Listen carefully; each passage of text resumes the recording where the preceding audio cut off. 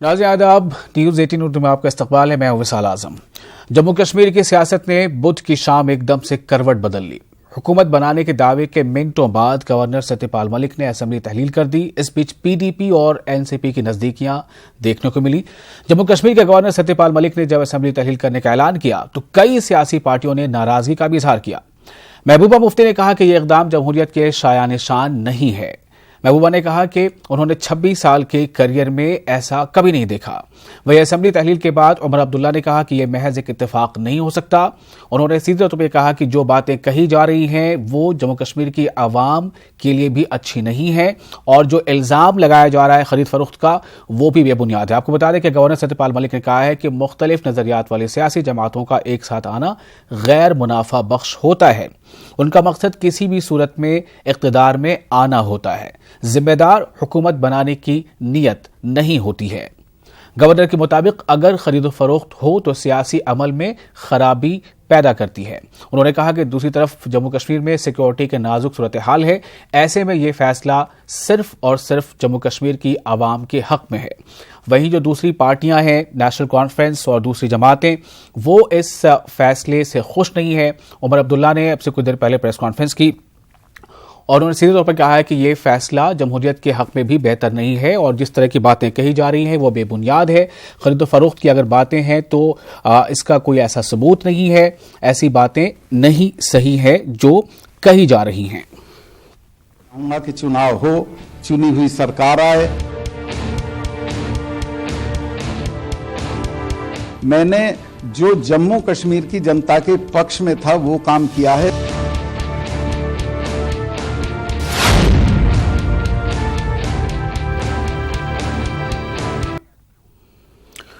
तो लगातार इस खबर पर हम बने हुए हैं और जम्मू कश्मीर में जिस तरह से पल पल सियासी सूरत हाल वहां बन रही है या बिगड़ रही है उसकी आपको हम खबर दे रहे हैं। हमने एक रोज कबल ही बताया था किस तरह से वहां पर सियासी सरगर्मियां अचानक तेज हुई थी।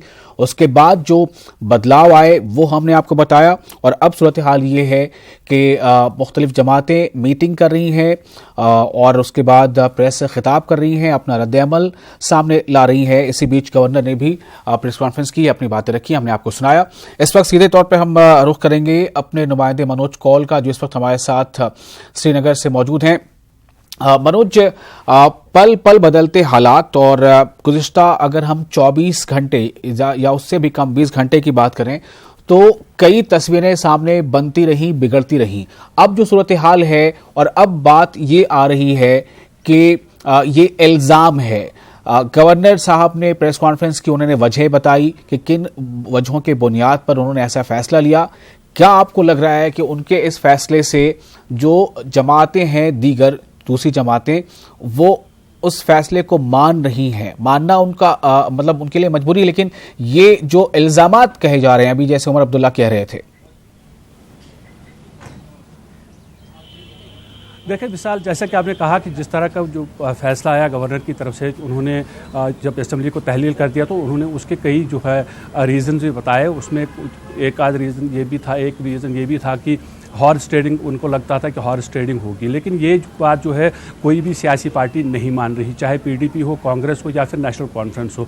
उनका ये कहना है कि ये सब बहाने तलाश किए जा रहे हैं, वो यही इल्ज़ाम लगा रहे हैं। उमर अब्दुल्ला ने यहाँ तक भी कहा कि अगर हॉर्स ट्रेडिंग का खतरा था या अगर हॉर्स ट्रेडिंग हो रही थी तो उसका जवाब दिया जाना चाहिए। तो उनका साफ ये मतलब है कि हॉर्स ट्रेडिंग बिल्कुल नहीं हो रही थी। ये जो नेशनल कॉन्फ्रेंस है, नेशनल कॉन्फ्रेंस ने इसलिए पीडीपी को हिमायत देने का फैसला किया था, हिमायत देने के लिए कहा था, ताकि जिस तरह के हालात जम्मू कश्मीर में हैं वो उसमें बेहतरी आए। जो सियासी यहाँ अदम इस्तेकाम है उसमें कहीं ठहराव पैदा किया जाए। तो साथ ही अगर कांग्रेस की बात करेंगे तो विशाल, वो भी उनका भी यही कहना है कि जिस तरह से सरकार को असेंबली को जो है डिसॉल्व कर दिया गया है वो अनकॉन्स्टिट्यूशनल, अनडेमोक्रेटिक है। जबकि गवर्नर सत्यपाल मलिक का ये कहना है कि जो कॉन्स्टिट्यूशन ने उन्हें इख्तियार दिया है उन्होंने उसी के मुताबिक काम किया। तो जाहिर है कि जिस तरह के जो कल से जो यहाँ हालात बने हुए हैं, सियासी हालात, उसमें फ़िलहाल जितनी भी सियासी पार्टियां हैं, इवन कल जो कविंदर गुप्ता हैं बीजेपी के, उन्होंने कल ये भी कहा था हमारे साथ बात करते हुए कि गवर्नर साहब को इतनी जल्दी फैसला नहीं लेना चाहिए था। हालांकि अब उसके बाद आज उनके कोर ग्रुप की मीटिंग चल रही है, उसके बाद वो क्या बोलेंगे, लेकिन कल उन्होंने भी सवाल उठाए थे कि इतनी जल्दी क्या थी ऐसा फैसला उठाने की, असेंबली को तहलील कर दिया जाए, एकदम से अचानक से कैसे फैसला आया। तो फिलहाल जितनी भी सियासी पार्टियां हैं वो सब इस पर जो है उंगलियां उठा रहे हैं कि आखिर ये फैसला इतनी जल्दी क्यों उठाया गया है। जी मनोज, अभी कुछ देर कबल जैसा उमर अब्दुल्ला कह रहे थे, उन्होंने कई पॉइंटर्स बिल्कुल हाईलाइट करते हुए उन्होंने बातें बताई हैं और सीधे उन्होंने कहा है कि जमहूरियत को आज खतरा एक मशीन से हो जाता है। उन्होंने फैक्स मशीन का जिक्र किया था। इसके पीछे क्या पूरा मामला है, ये जरा नाज़रीन को बताइए। देखिए, जब उन्होंने ये कहा कि उन्होंने कल उन्होंने अपना एक ट्वीट करके ये बताया था कि वो एक तंज़ अंदाज में ये कहा था कि शायद अब राजभवन में जो फैक्स मशीन है उसको बदलना पड़ेगा। और आज जब वो प्रेस कॉन्फ्रेंस कर रहे थे तो एक बार फिर उन्होंने तंज़िया अंदाज में ये कहा कि जिस तरह से ट्रैफिक डाइवर्शन दिया जाता है, कभी कभार वन वे ट्रैफिक किया जाता है, तो शायद राजभवन में वो फैक्स मशीन के साथ भी वैसा हुआ। वहाँ से जो फैक्स बाहर आ सकता है लेकिन वहाँ कोई फैक्स जा नहीं सकता, क्योंकि जिस तरह से कल पीडीपी ने ये कहा था कि जब उन्होंने वो लेटर फैक्स करने की कोशिश की तो वो लेटर फैक्स भी नहीं हुई, ईमेल भी नहीं हुआ, और उसके बाद उन्होंने ये फैसला लिया था कि उनका एक एमएलसी वहाँ चला जाएगा और वो लेटर दे देगा। लेकिन उससे पहले ही गवर्नर ने एक जो ऑर्डर पास किया कि असेंबली को डिसॉल्व करने का। तो साफ तौर पे उमर अब्दुल्ला का ये आज निशाना गवर्नर और राजभवन पे था। उनका ये कहना था कि अगर ईद की छुट्टी है, क्योंकि कल गवर्नर की तरफ से भी ये आया था कि कल ईद की छुट्टी थी इसलिए वहाँ कोई मौजूद नहीं था, लेकिन अगर वहाँ मौजूद कोई उस वक्त नहीं था फैक्स देने के लिए, तो वो फैक्स वहाँ से जब निकला तो वो कैसे आया, तब लोग कैसे मौजूद थे। तो जाहिर है कि फ़िलहाल लगातार जो है वो उमर अब्दुल्ला और बाकी सियासी पार्टियां जो हैं वो गवर्नर के इस फैसले की नुक्ताचीनी कर रहे हैं, उस पर उंगली उठा रहे हैं। और साथ ही उमर अब्दुल्ला ने आज राम माधव पर भी एक इल्ज़ाम लगाया, जिसमें उन्होंने ये कहा था, एक ट्वीट करके राम माधव ने ये कहा था कि एनसीपीडीपी को शायद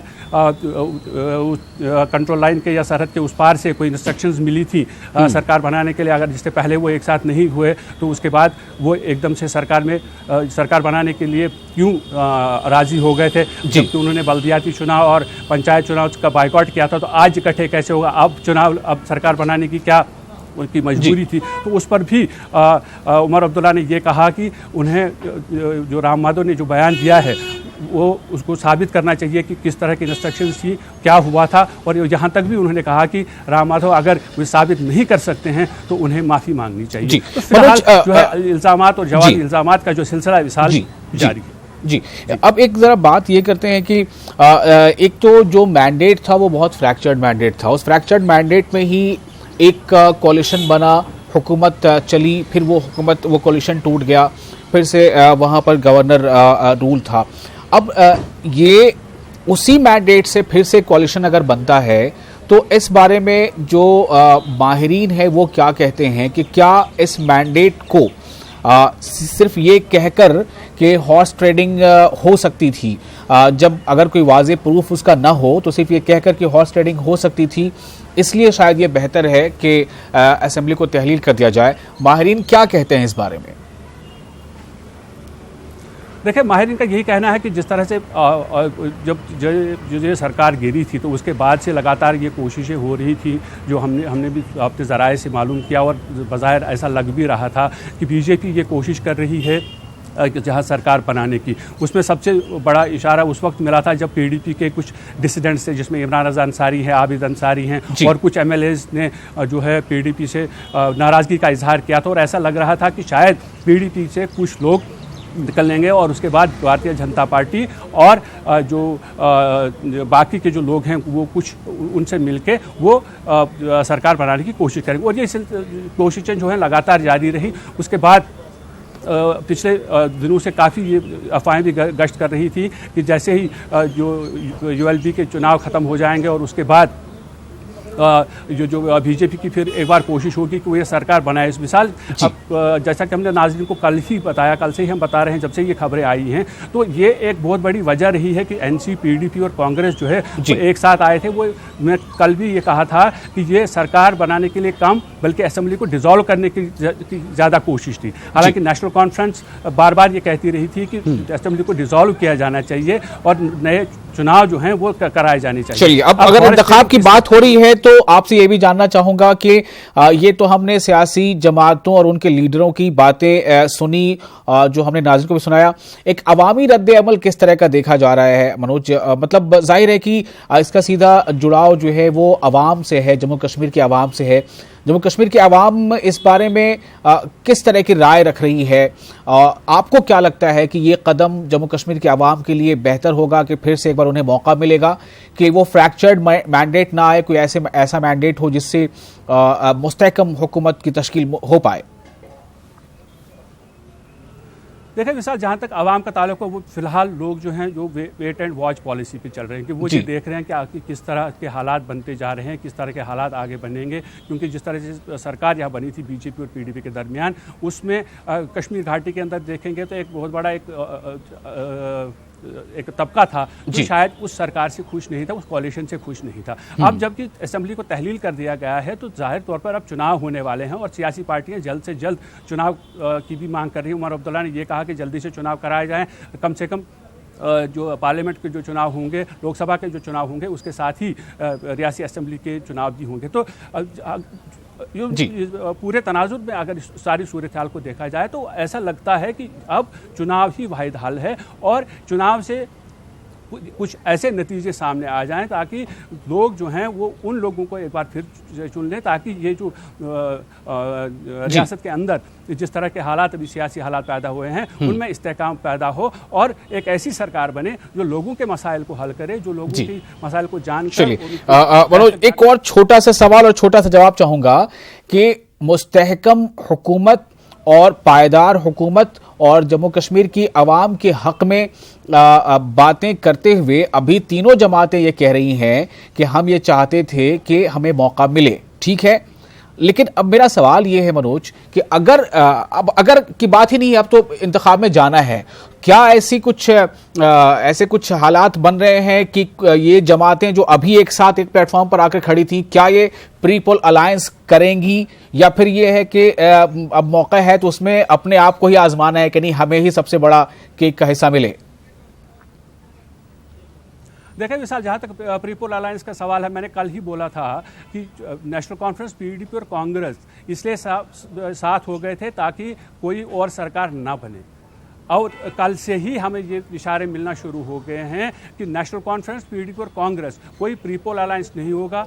बिल्कुल वाज़ेह है, हर एक पार्टी अपने अपने दम पे चुनाव लड़ेगी, हर एक पार्टी का जो अपना मंशूर है वो उसको आगे बढ़ा देंगे। क्योंकि अगर आप बात करेंगे जैसे नेशनल कॉन्फ्रेंस और पीडीपी का जो जिनका स्टेक कश्मीर वैली में ज़्यादा है, जम्मू में कम है, इसी तरह कांग्रेस और बीजेपी का जम्मू में ज़्यादा है, कश्मीर वैली में कम है। तो कहीं पर कोई ऐसी सूरत दिखाई नहीं देती कि ये तीन पार्टियां, कम से कम कांग्रेस, पीडीपी और नेशनल कॉन्फ्रेंस जो आज इकट्ठी हुई थी, वो कोई प्री पोल अलायंस करेंगे आने वाले चुनाव। चलिए, बहुत बहुत शुक्रिया आपका मनोज इस तमाम जानकारी और तफसीलात के लिए।